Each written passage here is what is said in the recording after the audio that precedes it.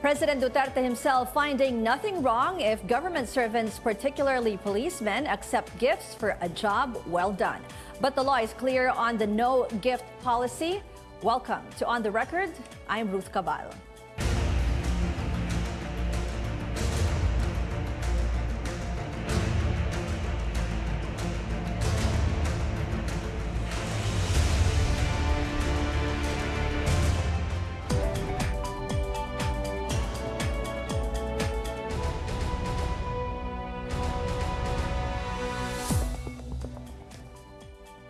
Our guests for this episode, Greco Bellica from the Presidential Anti-Corruption Commission and Philippine National Police spokesperson Brigadier General Bernard Banak. Good evening, gentlemen. Good evening, Good evening, Okay. Ms. Ruth. Good evening. Commissioner, let me start with you. What does the law say about receiving or soliciting gifts? Well, it's generally not allowed. However, the law also provided exemptions to the rule, both 3019 and 6713 po in Code of Conduct.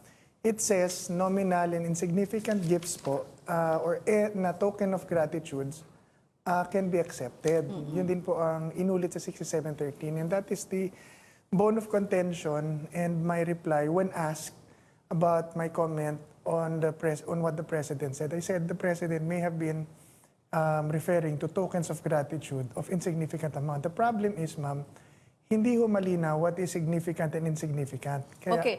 Commissioner, before we go to kasi medyo naging controversial yung statement nyo on that, di ba? Tignan muna natin what the law says. Kasi di ba yung nasa RA 6713, kasama sa prohibited acts, yung if we have a copy of the law, it says solicitation or acceptance of gifts, that's prohibited acts, di ba? Nakalagay doon sa Code of Conduct and Ethical Standards. If we just discuss that, what does it mean, Commissioner? Po, then you go to Section 3. If you have, do you have the law there, ma'am? No. Yeah. Okay, if you go to Section 3, makikita niyo po yung exception. Sabing ganon, gifts shall not be allowed to be accepted.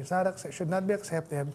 However, it shall not include an unsolicited gift of nominal or insignificant value, not given in anticipation of or in exchange for a favor from a public official or employee. So, malinaw po ang exemption na hindi tinuturing na gift pagka nominal or insignificant. Yun po yun.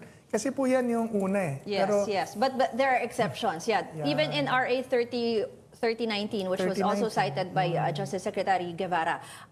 But you were saying, kasi you were quoted as saying na parang considered for you, sabi mo na parang considered insignificant yung 100,000 pesos. Can you just... Again, ito po yun, ma'am. It was not a statement of policy for me. It was part of the story that I was given to drive at a point. It came across when this anchor was very rude and arrogant. Kasi it was a phone patch, ma'am. I couldn't come because there were too many people in the office that needed my personal attention, so I couldn't come. So hindi ko alam kung sino ron, basta alam ko marami po sila. And then, to drive at my point, I gave a story. Sabi ko po, okay, paano po kung ganito? There's an employee of government who found a bag at the airport with 1 million pesos. So what she did was she looked for the owner and then returned the bag. And sabi ko, the owner, out of thankfulness and gratitude, gave 1 million pesos, gave 100,000 pesos. Gave 100,000 pesos. Sabi ko, will you... Ang point ko, humaba po ng humaba dahil he started raising his voice, etc. So, lumayo na yun. Then, sabi ko, ang point ko doon, 100,000 pesos, will you charge him for corruption? Siyempre, antemano, ang feeling mo doon, ang laki naman noon, 100,000 pesos. Ang sunod kong bawi doon, paano kung 1,000? So, normally, mag-iiba ho ang disposition ng tao pag sinabing 1,000. Yun po ang point ko. What if 1,000 pesos was insignificant to you, but it is significant to me? So, then we cannot take the argument na dahil 100,000 ang binigay, that's a significant amount. what we need to do po is to really determine... Define, oo. We need the competent authorities to define what is significant and what is not. Because I was pointing at the vagueness in the law. That's what I want to drive at. I want to drive at there's vagueness in the law na ano ba ang insignificant sa insignificant. Okay, we're talking about this kasi si President Duterte had a statement, particularly addressed to the policemen. Let's go back, balikan natin yung naging statement ni President Duterte about that. Kayo ipitin. Basta kung bigyan kayo, tanggapin ninyo. It is not bribery because it cannot be bribery because it is allowed by law. What I mean, if there is generosity in them, sabi ng anti-graft, you cannot accept gifts. Kalukuhan. I know that, especially the police, if you are able to solve the crime, and you guys from Davao, alaman ninyo yan. If you are able to solve the crime and the family would like to be generous to you, or would nurture a feeling of gratitude for what you accomplished, then by all means accept it. Wala akong ano. General Banak, what's the reaction of the PNP to that? Well, we really appreciate the concern of the President for the police, and in fact, he has supported us in many ways. He has already increased our salaries and equipment. He has supported us. And even to the point that he suggested that we may accept gifts, of course. But the law is also very clear, and I would like to explain this to the public that so far as the PNP is concerned, we will follow what is provided for by the law. That's soliciting gifts is prohibited, and even accepting gifts is prohibited, provided that these gifts are those, except gifts that are nominal in value. And we took it to mean that these are the plaques of appreciation that normally are given during programs, anniversaries, and events. And they normally come with a token, a gift, a food item, or probably a desk item, a ball pen, or anything that comes with a plaque of appreciation. And so even food items are normally given to the police, and it's just an expression of gratitude from the public. So we don't blame the public, of course, for doing these things because these are gestures of their thankfulness and appreciation. But we always remind the public, do not give gifts anymore. So do not bother to give Hindi, gifts. kung ako sasabihin ko nga sa inyo, General, trabaho nyo naman syempre, di ba, na Yes. magbigay ng serbisyo sa Yes, and publiko. we get paid. We get paid by the Filipino taxpayers for doing our job. So there's no need for them to give gifts. And to our cops also, we also remind them every time that to exercise maximum caution and prudence whenever gifts are offered, so that no complaints will be filed against us, and we will not tarnish the image of the police. So that's what we're doing right now, Ms. Ruth. So we always remind them, better not accept gifts so that there will be no complaints. Naadala ko kasi actually we invited the Civil Service Commission, kaya lang hindi sila nakarating, but they're saying they already gave out a statement na, you know, according to the law nga, di ba, Commissioner, na sinasabi na bawal nga yung mag-solicit or mag-accept ng gifts. Nakikita ko rin every Christmas, di ba, different agencies would say na, oh, wag kayo tatanggap, di ba, kahit yung sa airport, usually laging may reminder na, So this parang lalong naguluhan, I think, yung publiko kung pwede ba magbigay o hindi. But the CSC is saying the law is very clear. So, Commissioner... Tama po yun. Tama po yun, ma'am. And that was not my point. My point was there is an exception to the law that the President may have been referring to. And I was trying to explain the exception na hindi bawal tumanggap. Hindi ako tumatanggap personally ng regalo, ma'am. Ayoko ng regalo from people I serve. However, I am explaining that this is provided for by law. So pagka ang puntos ko po doon, we have to finally determine and define yung significant and insignificant, because we can't go around charging people na, oy, bawal lumanggap, when Sinabi ng law, ayun, no? Malinaw na malinaw po. At saka kasi ang pangit, ma'am, dun sa, na huwag tayo tumanggap. That is a good policy. Yeah. Pero as a matter of law, that's what I'm saying, under the law, it is allowed. Pero insignificant amount. And out of gratitude. Pag in-expect na po nung government employee, whether police or not, iba na po yun. Ano na yan, pwede ng indirect bribery yun.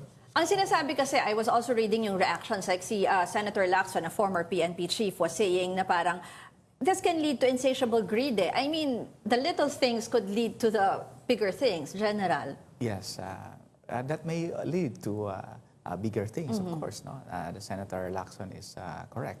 So that is our reminder to our cops to exercise prudence, maximum caution. Better not accept gifts if you think that this would lead to a complaint or filing of charges against you. Then better not accept gifts and just politely refuse the gifts. In the first place, there's no need for the public to give a gift in exchange of the service that we have provided. So there's really no need for a gift. Okay. Pagtuloy natin ang ating discussion, it's time to take a quick break. This is On the Record. Keep it here on CNN Philippines.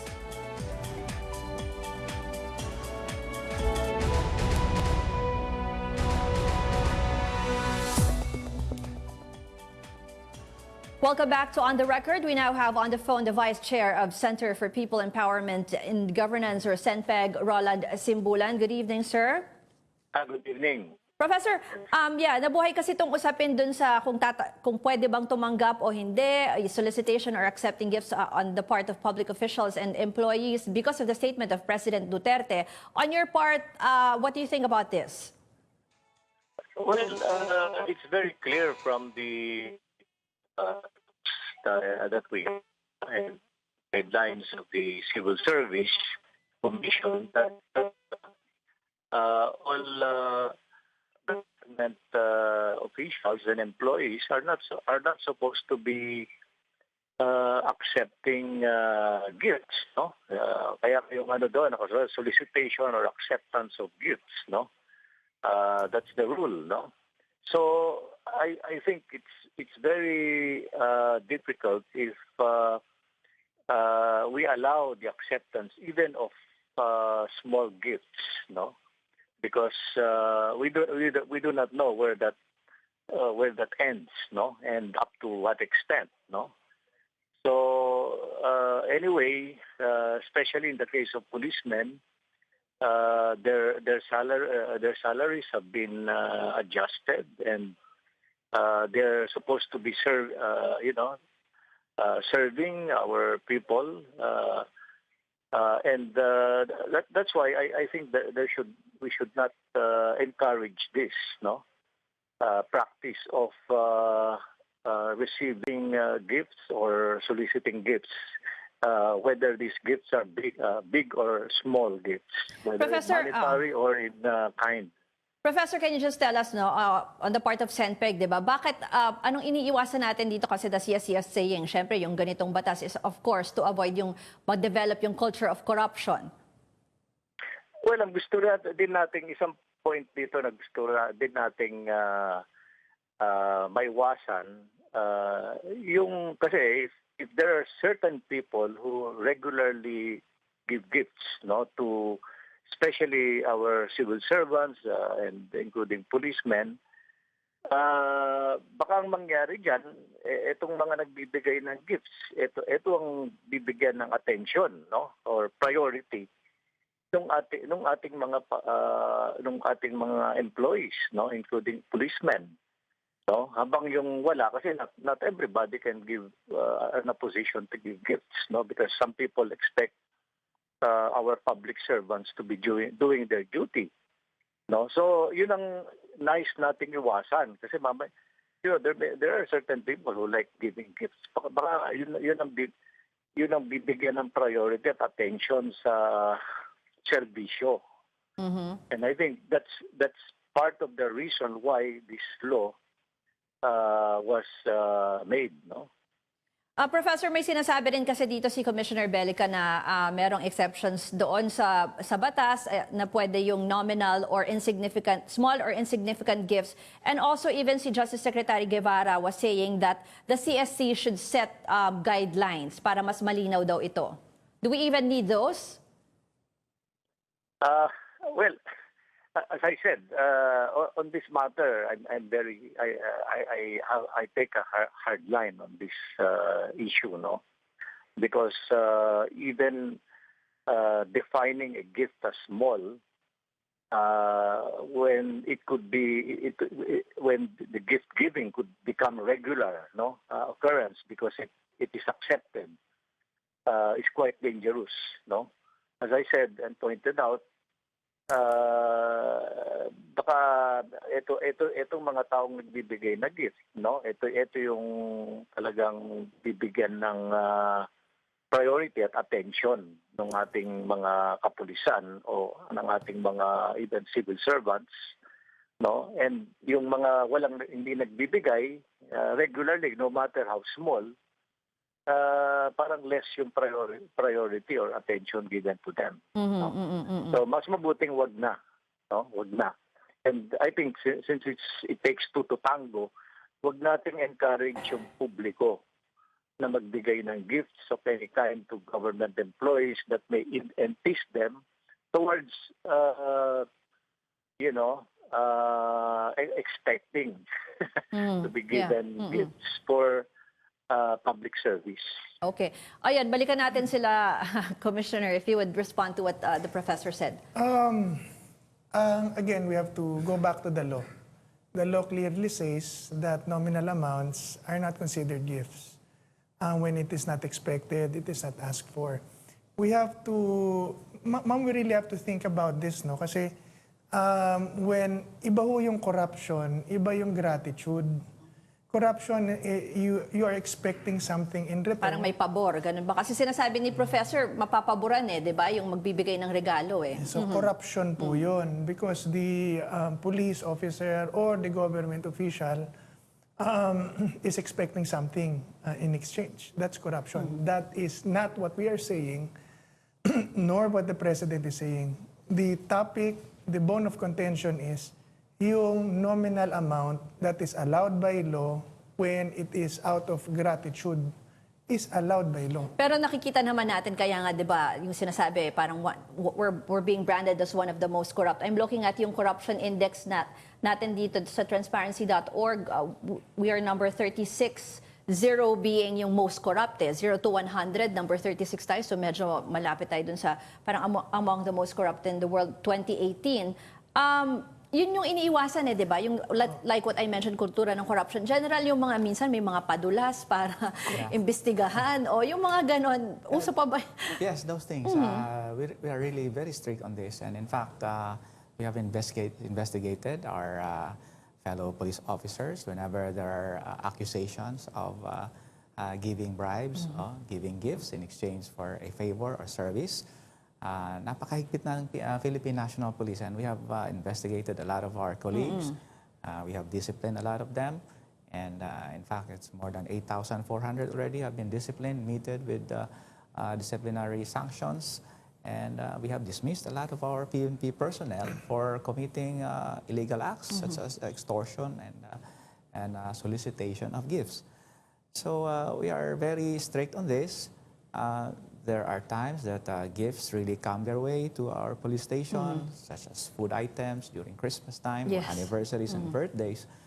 But as much as possible, we really politely refuse them and then explain to the public that there's no need for them to give gifts or anything, so that we will not be accused of receiving gifts. So better not accept gifts, no? So prudence dictates that we should put ourselves on the right place so that our image will not be tarnished. Balikan ko lang muna si Professor Simbulan. Sir, last question na lang. Siyempre yung mga sinasabi, yung mga public officers or employees, how do you also na lang, what's the acceptable way ba of showing gratitude dun sa mga nagawa nila, or kung katulad nung binabanggit na example ni Commissioner Bellica na kung makakuha ng 1 million na ano, 'di ba? Kung gusto magpasalamat. Well, there are ways of doing this, perhaps, no. But kasi I've personally seen instances, and this is why I agree with the statement of General Banak that kung maaari talagang let's not define the gifts into big and small, no, and in terms of accepting or soliciting gifts, no. Because I've personally seen instances where certain, for example, certain establishments who have been giving gifts or certain maybe it may be in the form of food or I don't know if it's cash that they give, but they have been given special treatment by certain law enforcers, no? In terms of providing protection to them rather than the general public, which they should be doing, no? So we can prevent these unfortunate incidents. So this can be prevented, no? It's best not to encourage any kind of giving, as well as accepting gifts, no, from the public, especially if we are in government service. Okay, we will continue our discussion after the break. Just please stay tuned and keep it here. This is On the Record on CNN Philippines.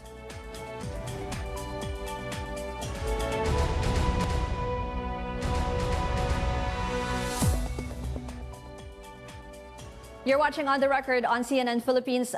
May mga reactions kasi dito sa Facebook Live. I-share ko lang sa inyo. Sabi ni Michael Santos, whether small or big gifts will be seen as suhol, padulas, or something of that kind. Better not to allow it, so not to encourage corruption and expectations daw.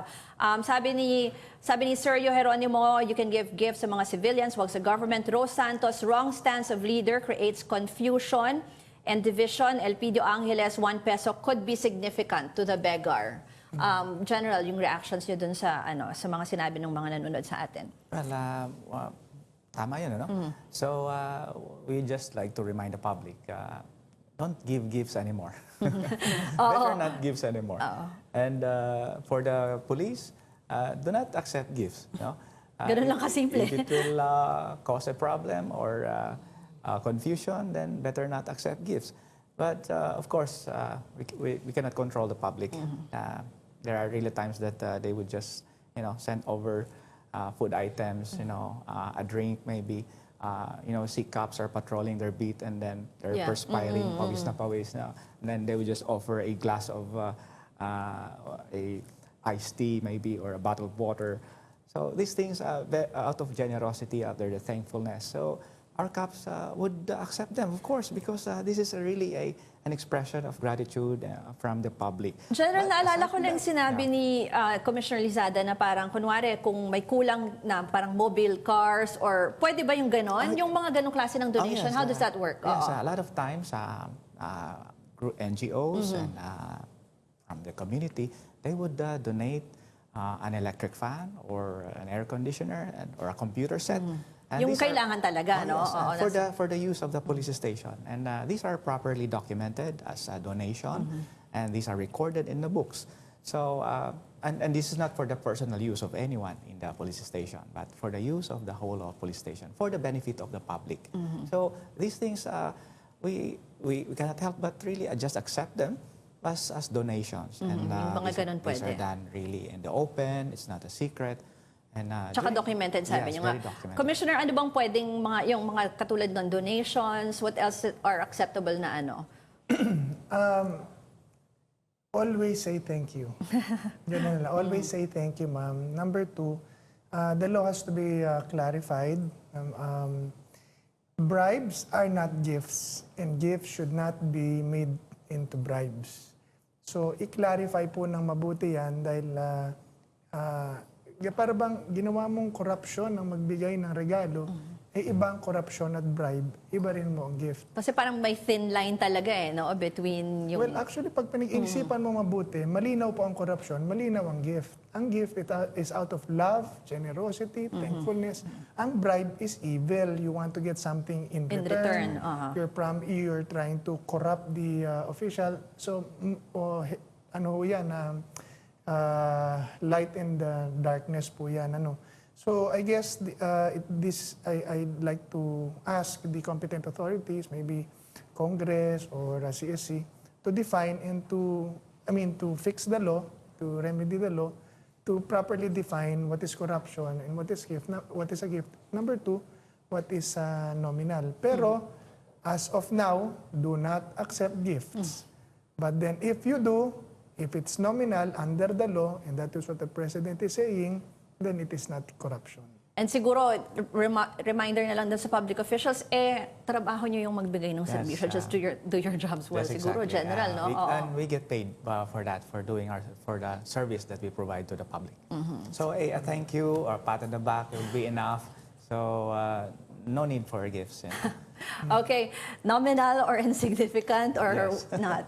Thank you very much to our guests for joining us tonight. And thank you for watching. That's On the Record this week. I'm Ruth Cabal.